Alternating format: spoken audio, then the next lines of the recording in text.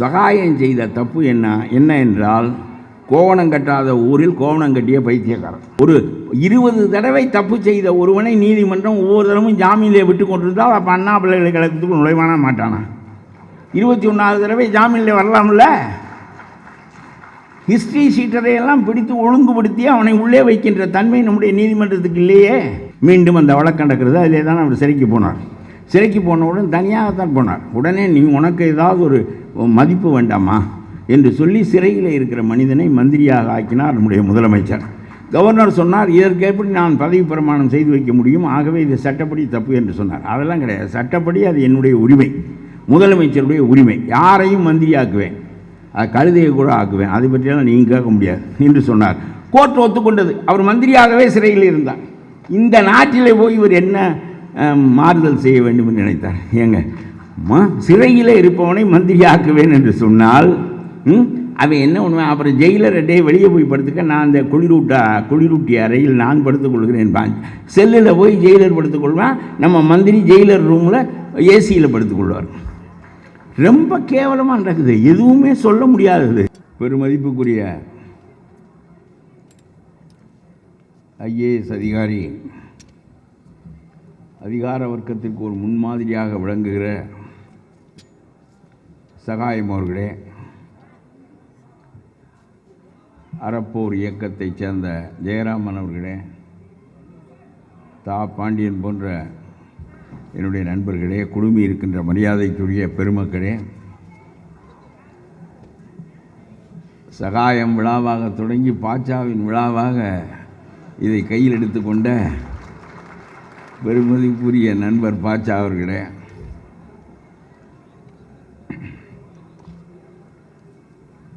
சகாயம்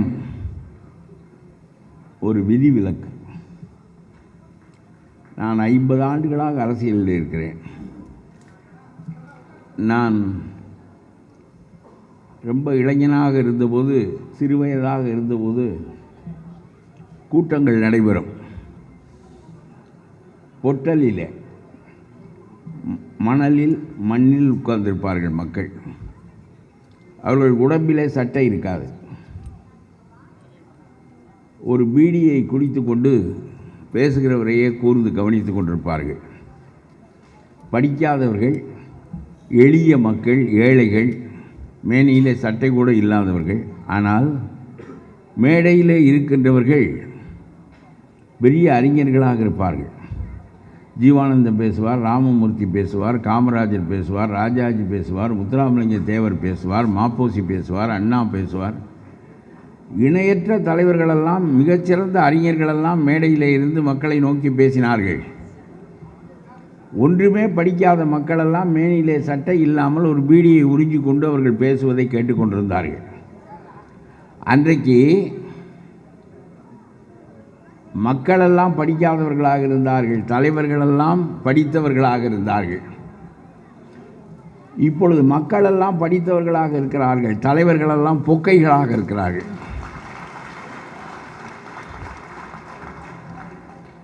இது ஒரு முரண், ஐரணி என்று சொல்வார்கள். படித்த மக்கள் எத்தகைய தலைவர்களை பெற வேண்டும்? ஏன் எத்தகைய தலைவர்களை பெறவில்லை? படிக்காத மக்களுக்கு அவ்வளவு அறிவான தலைவர்களும் அவ்வளவு யோக்கியமான தலைவர்களும் எப்படி கிடைத்தார்கள்? அது காந்தி உருவாக்கிய இந்தியா. 1000 ஆண்டுகளுக்கு ஒரு முறை பிறக்கின்ற ஒரு தலைவன் முதலிலே விடுதலை போராட்டத்தை கையில் எடுப்பதற்கு முன்பு மக்களை பண்படுத்த நினைக்கின்றான். முதல் முறையாக மெய்மை என்பது முன்னிறுத்தப்பட்டது. முதல் முறையாக ஒரு நெறிசார் வாழ்க்கை பொது வாழ்க்கைக்கு அவசியம் என்பது எடுத்துரைக்கப்பட்டது. ஆகவே அவரால் உருவாக்கப்பட்ட மனிதர்கள் ஒரு 30-40 ஆண்டுகளாக சிறைக்கு போய் புடம் போடப்பட்டு, தன்னலமற்ற வாழ்க்கை தான் பொது வாழ்க்கைக்கு உரியது என்கின்ற கருத்து காந்தியால் விதைக்கப்பட்டு அது வளர்க்கப்பட்டு, அவர்கள் மீண்டும் விடுதலை பெற்று சுதந்திரத்திற்கு பிறகு ஆட்சிக்கு வந்தபோது மிகச்சிறந்த ஆட்சியினராக அவர்கள் விளங்கினார்கள். ஏனென்றால் தங்கத்தில் இருந்த கசடுகள் கூட தீயிலே பொசுக்கப்பட்டு வெளியே எடுக்கப்பட்டு விட்டது. அவர்களெல்லாம் ஒரு பெரிய பயனை கருத வேண்டும் என்று பொது வாழ்க்கைக்கு வரவில்லை. வெள்ளைக்காரன் நம்மை சிறையில் வைப்பான், நாம் அந்த துயரத்தை ஏற்றுக்கொள்ள தயாராக இருக்க வேண்டும் என்று கருதி பொது வாழ்க்கைக்கு வந்தவர்கள் அவர்களுக்கு எகிலே ஆட்சி கட்டில் கொடுக்கப்பட்ட போது ராஜாஜி போன்ற காமராஜர் போன்ற மிகச்சிறந்த தலைவர்கள் இந்த நாட்டை ஆளுகின்ற வாய்ப்பு கிடைத்தது. ஒரு முதலமைச்சராக இருந்த ராஜாஜி தன்னுடைய வேட்டியை காலையிலே துவைத்து உலர வைத்து விட்டு அவர் தலைமைச் செயலகத்துக்கு போவார் என்கின்ற செய்திகளை எல்லாம் நாம் பழைய நூல்களிலிருந்து படிக்கின்ற போது வியப்பாக இருக்கிறது. காமராஜருடைய சட்டை பையில் எப்பொழுதும் 100 ரூபாய் இருக்கும். யாராவது ஒரு தியாகிக்கு ஊருக்கு போவதற்கு பணம் தேவைப்பட்டால் கொடுப்பார் என்பதை தவிர அவர் பணத்திற்குரிய மனிதராக வாழ்ந்ததே கிடையாது. நான் காமராஜரோடு 7-8 ஆண்டுகள் பழகியிருக்கிறேன். அவருக்கு கீழே தொண்டனாக இருந்திருக்கிறேன். ஆகவே அத்தகைய தலைவர்கள் எங்கே, இன்றைக்கு இருக்கிற தலைவர்கள் எங்கே? இன்றைக்கு நம்முடைய கூட்டத்திற்கு தலைமை ஏற்பதற்கு சகாயம் தேர்வு செய்த மிகச்சிறந்த தலைவர் நல்லகண்ணு.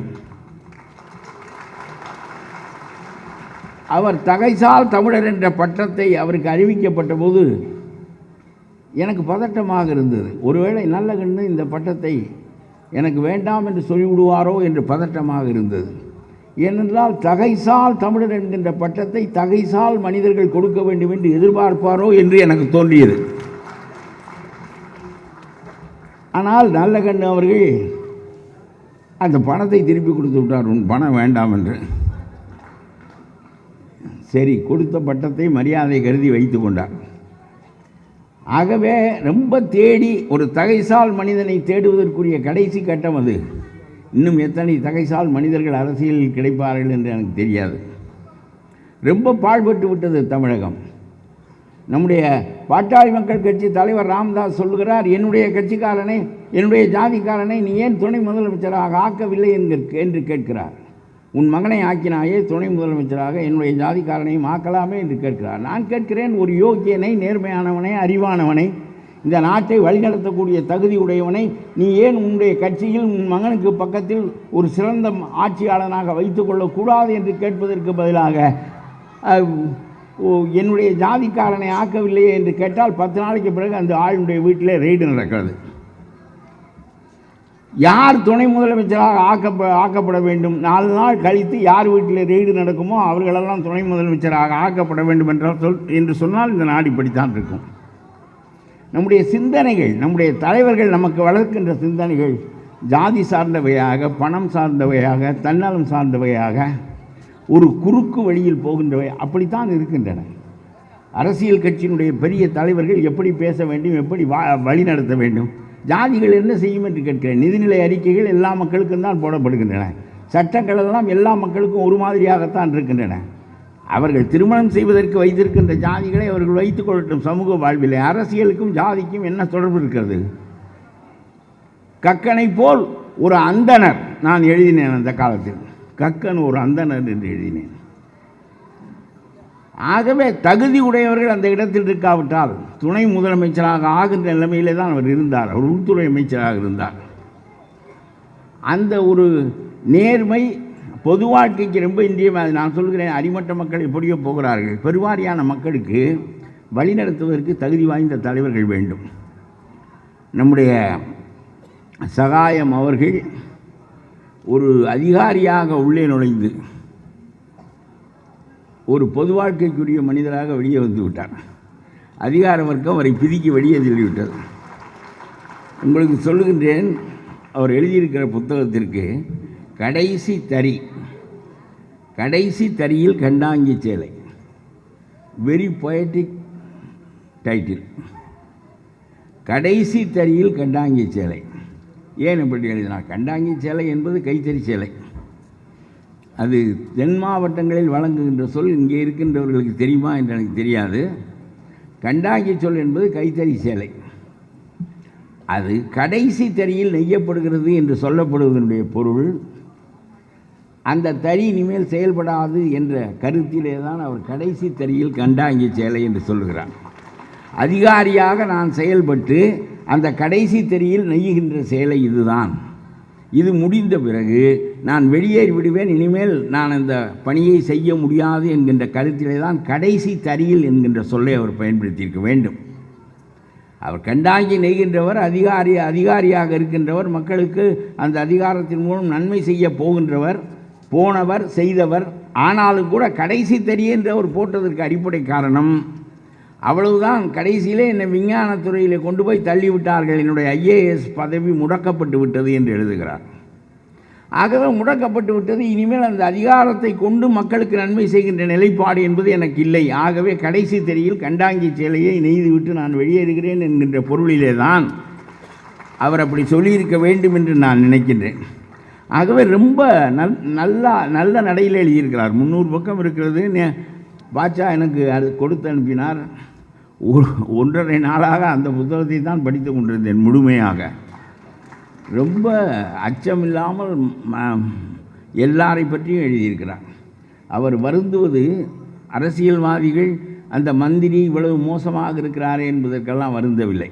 நான் பேசிய பேச்சு ஒன்றை பாட்சா இங்கே போட்டார்.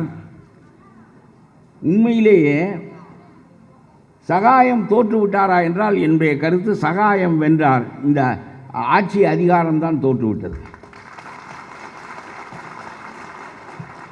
ஒவ்வொரு அதிகாரியும் தன்னுடைய வளைப்புக்குள், தன்னுடைய வலைக்குள், தன்னுடைய போக்குக்குள் இழுத்து கொள்கின்ற போது அதிகாரம் இருக்க வெல்கிறது. ஒரு பணக்காரன் என்ன செய்ய நினைக்கின்றானோ அவற்றையெல்லாம் செய்வதற்கு கீழே இருக்கிற மனிதர்கள் ஆட்பட்டு கொண்டிருக்கிற வரையில்தான் பணம் அதிகாரம் உடையது. பணத்தை மறுதளிக்கின்ற ஒருவனின் முன்னால் அந்த பணக்காரன் வேட்டி இல்லாமல் இருக்கின்றவனை போல் நிற்பான்.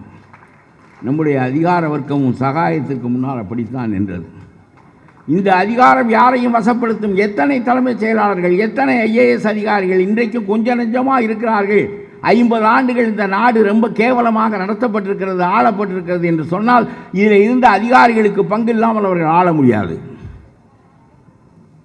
உண்மையிலே சொல்லுகிறேன், ஆட்சியாளர்கள் தவறு செய்வார்கள், அயோக்கியத்தனமாக நடப்பார்கள். மீடியாக்கஸ், டெமோக்ரஸி இஸ் ஃபார் மீடியாக்கஸ்.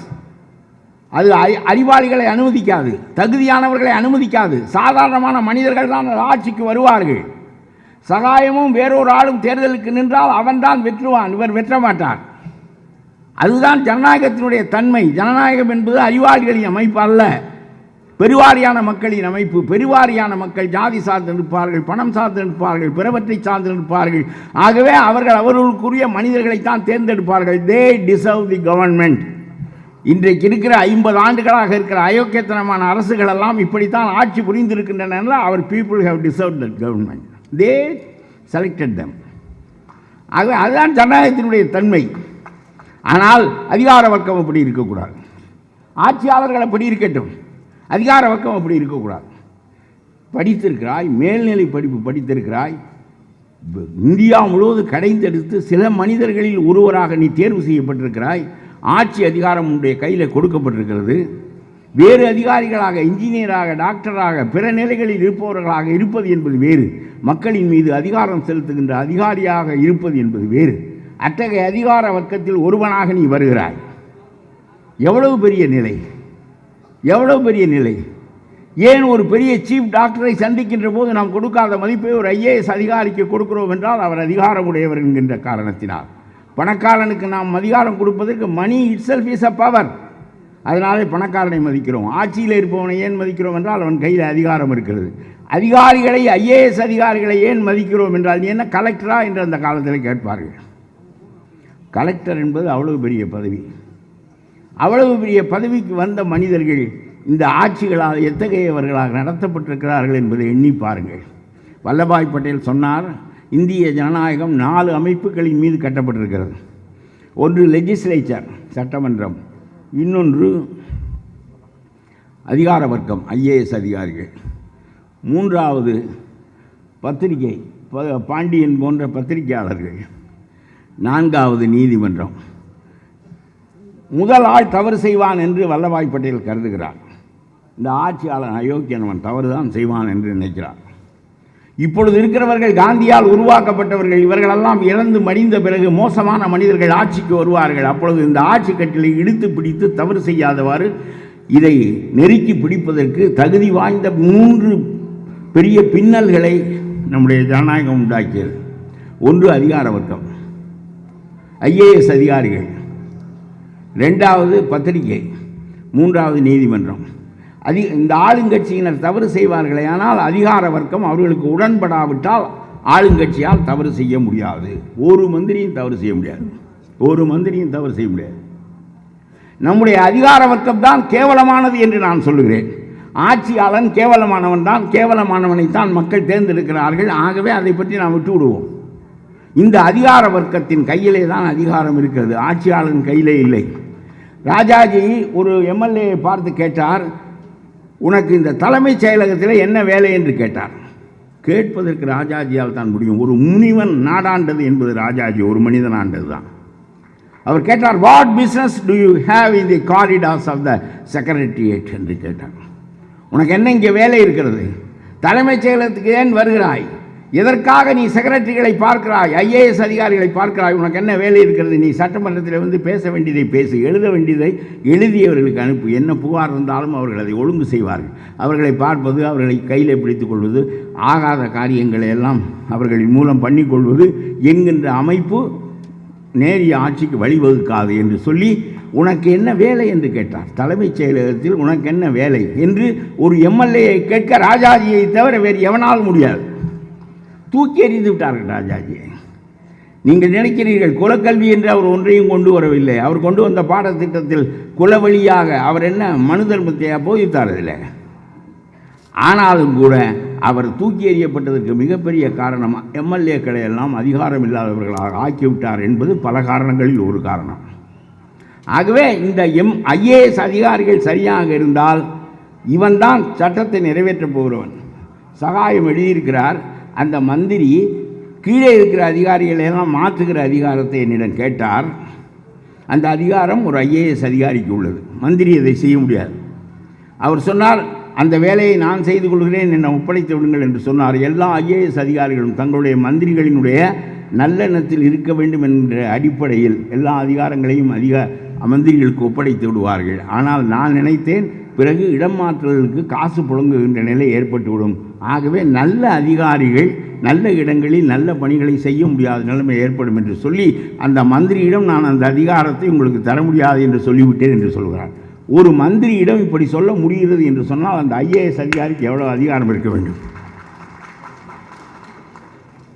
சரி, இதுபோல பெரிய போராட்டம் தொடர்ந்து நடத்தி கொண்டே இருக்கிறார். ரொம்ப அந்த மந்திரி நொந்து போய்விட்டார்.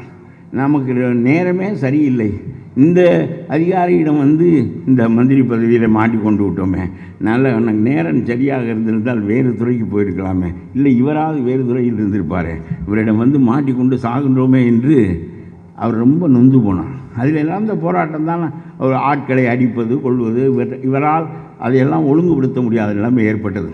பலவற்றை பற்றி அவர் பேசிக்கொண்டே போகிறார். நான் சொல்லுகிறேன், ஐஏஎஸ் அதிகார வர்க்கம் அவர்கள்தான் ஆட்சியை நடத்துகின்றவர்கள், அவர்கள்தான் நிதிநிலையை வகுக்கின்றவர்கள், அவர்கள்தான் நிதியை ஒதுக்குகின்றவர்கள்.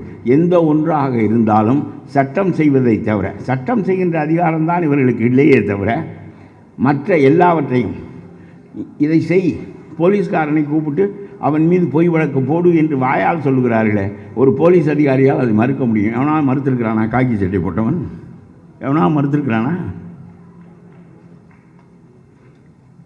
ஒரு சகாயத்தானே நமக்கு தெரிகிறார். இந்த தலைமைச் செயலகத்தில் இவ்வளவு ஊழல் நடக்கிறது. ஜெயராமன் எழுதுகிறார், 3000 ரூபாய்க்கு வாங்க வேண்டிய நிலக்கரியை 3000 ரூபாய் தரத்தில் உள்ள நிலக்கரிக்கு 5000 ரூபாய் விலை எழுதுகிறாய். அதன் மூலமாக நம்முடைய மின்கட்டணம் அல்லவா உயர்கிறது. அதற்கு உதவி செய்கின்றவன் அதிகாரி தானே. இந்த அதிகாரி சரியாக இருந்தால் 3000 ரூபாய் நிலக்கரியை எப்படி நீ 5000 ரூபாய் என்று எழுதுவாய்? எப்படி நம்முடைய மின்கட்டணம் உயரும்? 38,000 கோடி அதில் ஊழல் நடந்திருக்கிறது. 38,000 கோடி. நம்முடைய ஜெயராமன் அதை எழுதியிருக்கிறார். எங்கே ஜெயராமன்? 4000 கோடி கருவூலத்தில் வரவு வைக்கப்பட்டிருக்கிறது. 4000 கோடி. 34,000 கோடி யார் கைக்கு போனது என்பதுதான் கேள்வி.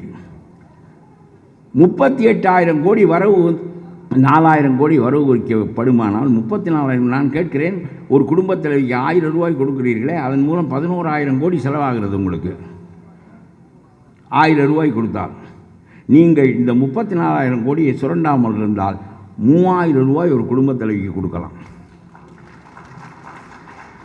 33,000 கோடி தான் ஆகும். அதுபோல் 1000 கோடி மிச்சம் இருக்கும். நம்முடைய மக்களுக்கு தெரிவதில்லை. சட்டி கொடுக்குறான், முட்டி கொடுக்குறான், அது கொடுக்குறான், இது கொடுக்குறான் என்று மகிழ்ச்சி அடைகிறார்கள். என்ன செய்வது? இதை வழிநடத்துகின்ற தலைவர்கள் எதிர்க்கட்சிகளெல்லாம் முடங்கிவிட்டன. ரொம்ப பெரிய முட்டாள்தனம் ஒன்று தமிழ்நாட்டில் நடக்கிறது. கூட்டணி என்று ஒரு பொதுவான எதிரியை எதிர்ப்பதற்கு ஒன்று சேர்ந்தவர்கள் பிறகு 3 மாதம் கழித்து தங்கள் தங்கள் கட்சியினுடைய கொள்கைகளுக்காகவும் தங்கள் மக்களுக்காகவும் போராடுகின்ற நிலை இந்த தமிழ்நாட்டில் இல்லை. மை ஹனிமூன் இஸ் ஓவர் என்று சொல்லிவிட்டு ராஜாஜி அண்ணாதுரையை விட்டு பிரிந்து வந்து விட்டார். அண்ணாதுரையை விமர்சனம் செய்ய ஆரம்பித்து விட்டார். ஆனால் அன்றைக்கு காங்கிரஸை ஒழிப்பதற்கு ராஜாஜி தான் பின்புலமாக இருந்தார் என்று சொன்னாலும் 3 மாதத்தில் தனக்கு ஒரு கட்சி இருக்கிறது, அந்த கட்சியை நடத்த வேண்டும், அந்த மக்களுக்கு பாடுபட வேண்டும் என்று வெளியே வந்தார். அந்த நிலைமை இல்லையே. 12 மணி நேரம் வேலை பார்க்க வேண்டும் ஒரு தொழிலாளி என்று சொல்லி சட்டம் செய்தது இந்த அரசு என்று சொன்னால் இதைவிட கேவலம் என்ன இருக்க முடியும்? கொரியாவிலே வருகிறவனுடைய காலை நக்கி வாழ்கின்ற அரசாக அது இருக்கிறதே தவிர தொழிலாளியை 12 மணி நேரம் வேலை செய்ய எந்த மனிதனால் முடியுமா? 8 மணி நேரம் தான் வேலை செய்ய முடியும். இப்படி ஒரு சட்டம் போட்டு அந்த சட்டத்தை நீங்கள் திரும்ப வாங்கினீர்கள் என்றாலும் இத்தகைய மனப்பான்மை உள்ள அரசோடு நீங்கள் எதிர்த்து நிற்பதற்கு கம்யூனிஸ்டுகளால் முடியவில்லை என்று சொன்னால் நாம் தனி கட்சியும் தனி கொடியும் வைத்திருப்பதற்கு என்ன பொருள் இருக்கிறது என்று கேட்கிறேன். கூட்டணி என்ற பெயராலை கொத்தடிமையாக ஆகிவிட்டால் பிறகு எப்பொழுது நீங்கள் உங்களுடைய கட்சியினுடைய கொள்கையை உங்களுடைய மக்களுடைய கொள்கையை சொல்வீர்கள்? வேங்கை வயலிலே மலம் கலக்கப்பட்டது குறித்து தாழ்த்தப்பட்ட கட்சிகளுக்கு ஏற்பட்ட கோபத்தை விட இன்றைக்கு வரையிலும் 2 ஆண்டுகளில் கண்டுபிடிக்க முடியவில்லை. அரசால் கண்டுபிடிக்க முடியாது. அதற்கு நெருக்கடி கொடுக்குமானால் அந்த கட்சி அது கூட்டணியிலே இருக்க முடியாது. இத்தகைய நிலை இருக்குமானால் மக்கள் முக்கியமா, நமக்கு அந்த ஆட்சியில் பங்கு முக்கியமா? இவனால் 4 எம்எல்ஏ வந்தால் என்ன, வராவிட்டால் என்ன? நம்முடைய தொழிலாளிகளின் நலன் முக்கியமா, 2 பேர் எம்பி ஆவது முக்கியமா? இத்தகைய மனநிலையை கூட்டணியின் பெயராலே உண்டாக்கிவிட்டு அவர்கள் ஒரு கருத்து முன்வைக்கிறார்கள். நாங்கள் மேலே இருக்கிற மோடியை எதிர்ப்பது தான் எங்களுக்கு மிகப்பெரிய நோக்கம். ஆகவே ஏ டீம், மோடியை எதிர்க்கிற இன்னொருவன் வந்தால் அவன் பி டீம், அவன் ஓட்டை பிரிக்கிறானா? என்னென்ன வாதங்கள் வைக்கிறார்கள், அறிவுக்கு பொருந்தாத வாதங்கள். நான் ஒன்றை சொல்லிவிட்டு சகாயம் வேறு பேச வேண்டும், அவர் நிறைய செய்திகள் சொல்ல வேண்டும் என்று சொல்லுகிறேன். இந்த அரசு எப்படி நடக்கிறது என்பதற்கு உங்களுக்கு ஒரு கதை சொல்கிறேன். இதை நம்முடைய கல்வி அமைச்சர் சொல்லுகிறார்.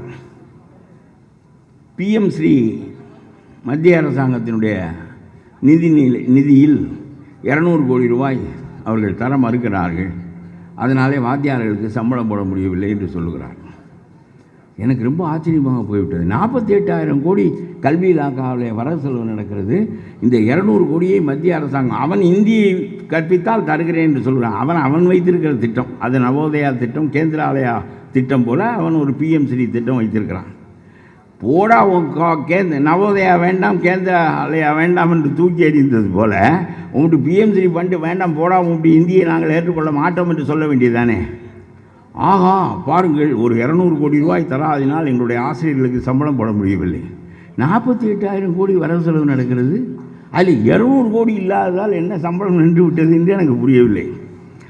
நான் நினைத்தேன், ஒரு ஊரில் ஒரு செட்டியார் இருந்தார், ரொம்ப பெரும் வசதியுடையவர். அந்த காலத்தில் கண்ணக்கோல் வைப்பது வழக்கம், மன்னர்கள் காலம். ஆகவே ஒரு திருடன் ரொம்ப நாளாக கவனித்து கொண்டிருந்தான். ஒரு தடவை ஒரு வீட்டில் கண்ணக்கோல் போட்டு அடித்தால் அதோடு நம்ம வாழ்க்கையில் செட்டில் ஆகிவிட வேண்டும் என்று முடிவு செய்து செட்டியார் வீட்டை குறிவைத்தான். வெகு நாளாக போக வர நோட்டம் பார்த்து கொண்டே இருந்தான். ஒரு அமாவாசை இருட்டன்றைக்கு நாம் இந்த கண்ணக்கோலை அங்கே வைப்பது என்று சொல்லி, கண்ணக்கோல் என்பது செவரை தோண்டி உள்ளே நுழைவது. அந்த காலத்து சுவர்கள் அப்படித்தான். ஆகவே ஒரு பக்கம் தோண்டி ஒரு ஆள் உள்ளே நுழைந்து விடலாம், வைப்பது என்று முடிவு செய்தான். ஒரு அமாவாசை இரவு வந்தது, கும்மிருட்டாக இருந்தது. ஆள்களை கூட்டி கொண்டு வந்தான். வந்து கண்ணக்கோல் வைத்தான். இவன் உள்ளே அதை தோண்டி விட்டு, சுவரை தோண்டி விட்டு இவன் உள்ளே நுழைந்து விட்டான். செட்டியாருக்கு தெரியாது, தூங்கி கொண்டிருந்தார். இவன் உள்ளே நுழைந்தவுடன் இவன் தோண்டியதை தாங்கவில்லை அந்த மண் சுவர். பொதுக்கென்று அந்த சுவரே விழுந்து திருடன் செத்து போய்விட்டான். அவனால் வெளியே வர முடியவில்லை. பூரா மணலும் அவன் மீது கல் எல்லாம் கொட்டி செத்து போய்விட்டான். மறுநாள் காலையிலே மனைவி பார்த்தாள், இந்நேரம் வந்திருப்பானே, ஏன் நம்முடைய ஆள் வரவில்லை என்று சொல்லி கள்ளனுடைய மனைவி உடனே என்ன செய்தாள், ஆஹா என்ன என்று பார்த்து வருவோம் என்று ஆளை அனுப்பினாள். இவளும் போனாள். கடைசியில் சுவர் கொட்டி விழுந்து செத்து போனான் என்ற செய்தி இவளுக்கு தெரிய வந்தது. நாட்டை ஆளுகிற மன்னன் நம்முடைய காலத்தை போல, இது ஜனநாயகம், அது மன்னராட்சி. அவ்வளோதான் வித்தியாசமே தவிர ஆட்சியாளர்களின் தன்மையில் ஒரு மாறுதலும் இல்லை. அதனாலே அவள் நேர மன்னனிடம் போனாள். மன்னரே, என்னுடைய கணவன் செட்டியார் வீட்டில் செத்து கிடக்கிறான், செட்டியார் கொன்று விட்டார் என்று சொன்னான். மன்னன் அவ்வளவு தெளிவானவன். உடனே கூட்டிக் கொண்டு வா அந்த செட்டியாரை என்று சொன்னான். எப்படி விழுந்தான், என்ன மண்ணு கூட்டியது, எப்படி மண்ணு கூட்டியது, இவனுக்கு இங்கே என்ன வேலை, இதெல்லாம் கேட்கவில்லை மன்னன். அவ்வளவு தெளிவானவர்கள் மன்னர் ஆட்சியில் இருந்திருக்கிறார்கள், நம்ம மக்கள் ஆட்சியில் இருக்கிறார்கள். அதனாலே கூட்டிக் கொண்டு வர சொன்னார். செட்டியார் போனார். ஆகா, படுமுட்டாளாக இருக்கிறான் மன்னன், இவனுடைய போக்குப்படி போனால்தான் நாம் தப்பிக்க முடியும். ஏங்க, அவன் திருட வந்திருக்கான், கள்ளக்கோல் வைத்தான், கல்லும் மண்ணும் மூடி இறந்து போனான் என்று சொன்னால் மன்னனுக்கு விளங்காது. அதனால் அவன் போக்கிலேயே போவோம் என்று முடிவு செய்து அவர் சொன்னார், ஐயா, இந்த சுவர் இடிந்து விழுந்து செத்து போய்விட்டான். அந்த சுவர் இடிந்து விழுந்து செத்ததுக்கு யார் காரணம்? இந்த கொத்தன். இவன் ரொம்ப மோசமான கொத்தனாக இருந்திருக்கிறான். அதனாலே தான் கல்லும் மண்ணும் இடிந்து விழுந்து செத்து போனான். இதற்கு நான் பொறுப்பில்லை, கொத்தனை கேளுங்கள் என்றான். அப்படி சொல், டேய் கொத்தனை கூட்டிக் கொண்டு வாடா என்றான் மன்னன். அவ்வளவு தெளிவு அவன். கொத்தனை கூட்டிக் கொண்டு வா. கொத்தன் வந்தான். அவன் பார்த்தான், செட்டியார் வெளியில் போனால் தான் நமக்கு சரியாக வரும் என்று சொல்லி முடிவெடுத்து அவன் சொன்னான், நான் பூசுவது மட்டும்தான் என்னுடைய வேலை. இந்த கலவையில் தப்பு நடந்துருச்சு, கலவை தொதுபொதுன்னு இருந்ததுனால தான் இது இடிஞ்சு விழுந்துருச்சு. அதனால் நம்ம சித்தாள் தப்பு தான் இது என்று சொன்னான். உடனே சித்தாளை கூப்பிட்டு அந்த பெண்மணி அவளை கூப்பிட்டு என்ன ஆனிச்சு. அவள் பார்த்தா, ஐயா, நான் ஒரு பானை வாங்குவேன் எங்களுடைய கட்டட வேலைக்கு. அந்த பானை புதிதாக வாங்கினோம். எப்பொழுதும் சின்ன வாயாக இருக்கும், தண்ணீரை எண்ணங்கள் ஊற்றுகிறோது அளவாக விழுகும். இந்த தடவை நம்முடைய மண்பாண்டம் செய்கின்றவன் பெரிய அகண்ட வாயாக வைத்து தந்து விட்டான். அதனாலே அதிக தண்ணீர் ஊற்றி விட்டது. நான் பொறுப்பில்லை, இவன் ஒழுங்காக எப்பொழுதும் போல் தந்திருந்தால் அவன்தான் பொறுப்பு என்று சொன்னாள். உடனே அவனை கூப்பிட்டார்கள். எல்லாம் ஒரே முடிவுக்கு வந்துட்டான். இதே போக்கில் தான் போகணும் இந்த மன்னன்ட்டு, இல்லாவிட்டால் சாக வேண்டியதான் முடிவுக்கு அவன் சொன்னான், ஐயா, நான் எப்பொழுதும் ஞாபகமாக மண்ணை பிசைந்து பானை வணைவேன். அப்படி வணைந்து கொண்டிருக்கிறது இந்த ஊர் தாசி அது வழியாக நடந்து போனாள். நான் அவளை பார்த்து கொண்டே வாயை அகலமாக வைத்து விட்டேன். அவள் தழுக்கு என்று நடந்து போனதால் இது நடந்தது. அவள் பாட்டுக்கு ஒரு ஓரமாக நம்முடைய கவனத்தை கவராமல் போயிருந்தால் இது நடந்திருக்காது. உடனே மன்னன் அவளை கூட்டிக் கொண்டு வர சொல்லிவிட்டான். அவள் போனாள். ஆகா, ரொம்ப கதை மோசமாக இருக்கிறது என்று சொல்லிவிட்டு அவள், நான் பொற்கொள் என்று நகை கொடுத்த போயிருந்தேன். நான் எப்பவும் வீதியில் வருவதே இல்லை பகலில். ஏனென்றால் இப்படி ஆளுதான் இருக்கிறாங்க, இந்த மாதிரி தான் நடக்குங்கிறதுனால நான் ராத்திரியில் தான் வருவேன், பகலில் வருவதே இல்லை. அன்றைக்கி ரொம்ப அவசரம் அந்த பொற்கொள்ளங்கிட்ட போய் எனக்கு நகை செய்ய கொடுத்தேன். ஏண்டா 3 மாதம் ஆச்சுன்னு கேட்பதற்காக நான் போனேன். அவன் சுணக்காமல் இருந்திருந்தால், நேரத்தோடு எனக்கு அந்த நகையை செய்திருந்தால் நான் வெளியே போக வேண்டிய தேவை ஏற்பட்டிருக்காது, என்னுடைய பானை அகன்றிருக்காது அப்படின்னு சொன்னான். உடனே பொற்கொள்ளனை கூப்பிட்டார்கள்.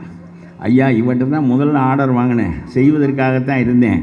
நீங்கள் அந்த அந்தப்புறத்தில் ஒரு அவள் எனக்கு உத்தரவு போட்டு உடனே எனக்கு இன்னைக்குள்ள நகையை கொண்டு வரலைன்னா உனக்கு கழுத்து போயிரும்ட்டா. அதுக்காக போங்கடா, வழக்கே தள்ளுபடி போங்கடான். அந்த மாதிரி ஒரு ஆட்சியில் சொல்கிறான் பாருங்க, 200 கோடி ரூபா மைய அரசிலிருந்து கல்வித்தொகை தரவில்லையாம்.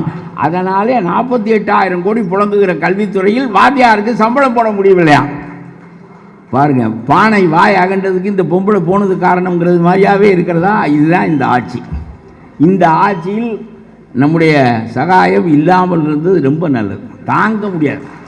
முன்பு இருந்தே விட கடைசியிலே அவருக்கு ஏதோ கர்த்தருடைய அருள் இருந்ததினாலே அவர் வெளியே வந்து விட்டார். ஆகவே இந்த அதிகார வர்க்கத்தில் இதுபோல் ரொம்ப அருமையாக ஆகிவிட்டார்கள். அதிகார வர்க்கம் தப்பு செய்யும் என்று சொல்லி பத்திரிகை துறையை வல்லபாய் பட்டேல் வளமாக வைக்கிறார். இவர்கள் 2 பேரும் தப்பு செய்தால் பத்திரிகை துறை இதை வெளிப்படுத்தி மக்களிடம் விழிப்பை உண்டாக்க வேண்டும் என்று. எந்த பத்திரிகை துறையும் விழிப்பு உண்டாக்குவதில்லை, எல்லாம் விளம்பரம். ஒரு வார பத்திரிகையில் பார்த்தீர்களேனால் நம்முடைய உதவி முதலமைச்சருடைய பிறந்த நாளைக்கு 32 பக்கம் விளம்பரம் இருக்கிறது. இவன் என்ன எழுதுவான் இந்த அரசாங்கத்தை பற்றி? ஆக விளம்பரங்களால் பத்திரிகைகள் தோற்றுவிட்டன, நியாயத்தை நீதியை இழந்து விட்டன. அரசாங்கங்கள் தான் பெரிய விளம்பரதாரர்களாக இருக்கிறது. ஆகவே பத்திரிகை துறை நாம் நினைத்தபடி இல்லை. இதற்கு அடுத்தபடி ஒன்றே ஒன்று இருக்கிறது, நீதிமன்றம். நீதிமன்றம் ஒரு ரெண்டுங்கட்டானாகவும் இருக்கிறது, நல்லதும் செய்கிறது, என்ன மிகச்சிறந்த தீர்ப்புகளையும் வழங்குகிறது, மிக மோசமான தீர்ப்புகளையும் வழங்குகிறது. அதனாலே உங்களுக்கு ஒன்று சொல்லுகிறேன். ஒரு மந்திரி இருந்தார், அவர் இதோடு முடித்துக் கொள்கிறேன். ஒரு மந்திரி இருந்தார், அவர் ஏகப்பட்ட லஞ்சம் வாங்கினார். அவர் போக்குவரத்து துறையில் டிரைவர் வேலை, கண்டக்டர் வேலையெல்லாம் போடுவதற்கு பணம் வாங்கிவிட்டார். அப்புறம் அது ஒரு ஆட்சியில். பிறகு வழக்கு நடந்தது. வழக்கு நடந்த பிறகு எல்லாரையும் கூப்பிட்டு என்ன என்று கேட்டார். நீங்கள் இந்த பணத்தை ஏமாற்றிட்டீன்னு. சரி, எல்லா பணத்தையும் திருப்பி தந்துடுறேன்ட்டார். திருப்பி தந்துட்டு கோர்ட்டில் சொன்னார், நான் வாங்கியது உண்மை, அந்த பணத்தை எல்லாம் திருப்பி கொடுத்து விட்டேன், ஆகவே இந்த வழக்கை தள்ளுபடி செய்ய வேண்டும் என்று சொன்னார். நம்முடைய ஹைகோர்ட்டு தள்ளுபடி செய்தது. அதுதான் ரொம்ப முக்கியமானது. வாங்கிய பணத்தை திருப்பி கொடுத்து விட்டால் அந்த வழக்கு தள்ளுபடி ஆகும் என்கின்ற புதிய நடைமுறை நம்முடைய நீதிமன்றத்தால் நடைமுறைக்கு வந்தது. அவர் வெளியாகிவிட்டார். சுப்ரீம் கோர்ட் நீதிபதி இந்த வழக்கை தானாக இழுத்து வைத்து கொண்டு லஞ்சம் வாங்கியதை திருப்பி கொடுத்து விட்டால் நீ விடுதலை ஆகிவிடலாம் என்றால், திருடன் திருடியதை கொண்டு போய் திரும்ப வைத்து விட்டேன், என்ன விடுதலை செய் என்று சொல்லுவான் என்று சொல்லி சுப்பிரமணியம் என்கின்ற ஒரு பெரிய உச்ச நீதிமன்ற நீதிபதி அந்த வழக்கை திரும்ப இழுத்து நடத்துகிறா என்று சொன்னார். மீண்டும் அந்த வழக்கு நடக்கிறது. அதிலே தான் அவர் சிறைக்கு போனார். சிறைக்கு போனவுடன் தனியாகத்தான் போனார். உடனே நீ உனக்கு ஏதாவது ஒரு மதிப்பு வேண்டாமா என்று சொல்லி சிறையில் இருக்கிற மனிதனை மந்திரியாக ஆக்கினார் நம்முடைய முதலமைச்சர். கவர்னர் சொன்னார், இதற்கு எப்படி நான் பதவி பிரமாணம் செய்து வைக்க முடியும், ஆகவே இது சட்டப்படி தப்பு என்று சொன்னார். அதெல்லாம் கிடையாது, சட்டப்படி அது என்னுடைய உரிமை, முதலமைச்சருடைய உரிமை. யாரையும் மந்திரி ஆக்குவேன், அது கழுதையை கூட ஆக்குவேன், அதை பற்றியெல்லாம் நீங்கள் கேட்க முடியாது என்று சொன்னார். கோர்ட் ஒத்துக்கொண்டது. அவர் மந்திரியாகவே சிறையில் இருந்தார். இந்த நாட்டிலே போய் இவர் என்ன மாறுதல் செய்ய வேண்டும் என்று நினைத்தார்? ஏங்க, சிறையில் இருப்பவனை மந்திரி ஆக்குவேன் என்று சொன்னால் அவன் என்ன பண்ணுவேன்? அப்புறம் ஜெயிலர் டே வெளியே போய் படுத்துக்க, நான் அந்த குளிரூட்டி அறையில் நான் படுத்துக்கொள்கிறேன். செல்லில் போய் ஜெயிலர் படுத்துக்கொள்வேன், நம்ம மந்திரி ஜெயிலர் ரூமில் ஏசியில் படுத்துக்கொள்வார். ரொம்ப கேவலமாக நடக்குது, எதுவுமே சொல்ல முடியாதது. இன்றைய நிலைமை இருக்கிறது என்பது தான் முக்கியமானது. இதில் நம்முடைய சகாயம் ரொம்ப நேர்மையாக இருந்து வெளியே வந்தார் பாருங்கள், அதுதான் இதில் சிறப்பு. போடா, இதற்கு துணை போவதை விட நான் வெறும் ஆளாக வீதியில் தெரிவது நல்லது என்று ஒரு தீமைக்கு துணை போக மாட்டேன் என்று சொல்லுகின்ற மனிதன் தலையாய மனிதன். இன்றைக்கு அதிகார வர்க்கம் தீமைக்கு துணை போய் கொண்டிருக்கிறது, நம்முடைய பத்திரிகை துறை தீமைக்கு துணை போய் கொண்டிருக்கிறது, நீதிமன்றங்கள் ரெண்டுங்கட்டானாக இருக்கின்றன. பல வழக்குகள், ஒரு 20 தடவை தப்பு செய்த ஒருவனை நீதிமன்றம் ஒவ்வொரு தடவையும் ஜாமீனிலே விட்டு கொண்டிருந்தால் அப்போ அண்ணா பல்கலைக்கழகத்துக்கு நுழைவானா மாட்டானா? 21வது தடவை ஜாமீனில் வரலாம்ல? ஹிஸ்ட்ரி ஷீட்டரையெல்லாம் பிடித்து ஒழுங்குபடுத்தி அவனை உள்ளே வைக்கின்ற தன்மை நம்முடைய நீதிமன்றத்துக்கு இல்லையே. ஆகவே இதில் பேசுவதற்கு ஒன்றும் இல்லை. எனக்கெல்லாம் இன்னும் ஒரு 10 வருஷம் இந்த 2 வாழ்க்கையை நடத்தி விட்டு போக வேண்டியதுதான். இன்னும் என்னை விட கூடுதலான காலம் சகாயத்திற்கு தான் சிரமம் இருக்கும் என்று நான் நினைக்கின்றேன். ஆகவே கடைசியாக ஒரே ஒரு விஷயத்தை மட்டும் சகாயத்தை பற்றிவிட்டு சொல்லிவிட்டு விடைபெற வேண்டும் என்று நான் விரும்புகின்றேன். சகாயம் செய்த தப்பு என்ன என்றால், கோவணம் கட்டாத ஊரில் கோவணம் கட்டிய பைத்தியக்காரன்.